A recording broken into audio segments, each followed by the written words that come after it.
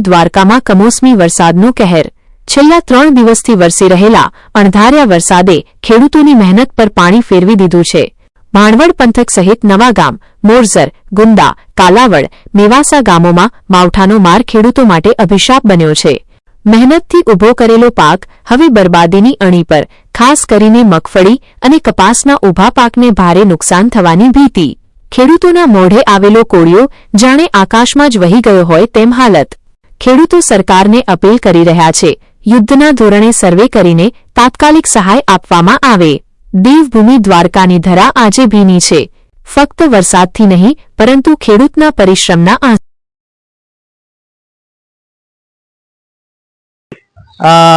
દેવભૂમિ દ્વારકા ભાણવડ તાલુકો અને નવા ગામનો હું ખેડૂત છે। દિનેશ કારાવદરા મારું નામ છે અને છેલ્લા અમારે ભાણવડ તાલુકાની અંદર 3 દિવસથી જે સતત વરસાદ વરસે છે એને કારણે ટોટલ મગફળીનો પાક તૈયાર હોવાને લીધે વરસાદમાં પલળીને બગડી ગયેલો છે અને ટોટલ ફેલ થયેલો છે અને ઘાસચારા માટે ઢોરને અત્યારે અમારે બીજી વખત ઘાસચારો વેચાતો લેવો પડે એવી હાલત છે। છતાંય આપણે અપેક્ષા સરકાર પાસે એવી રાખીએ કે એનું વળતર આપે।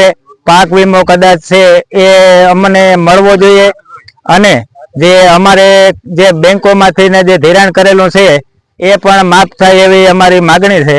છતાંય કે આપણે જે ખેડૂતને અમારે વીઘા દીઠ જે અમને જે ખર્ચ લાગવો જોઈએ એ અમે વાવેતર મગફળીનું ચોમાસે કર્યું ત્યારથી અત્યાર સુધીમાં 10 થી 15 હજારનો ખર્ચ તો અમને લાગી જ ગયેલો છે 100% અને કે ખેડૂતને ખેતરની અંદર પાક હોય એ સરકારને ખબર છે અને સરકાર જાણે છે, છતાંય સરકાર આંખ આડા કાન કરે છે।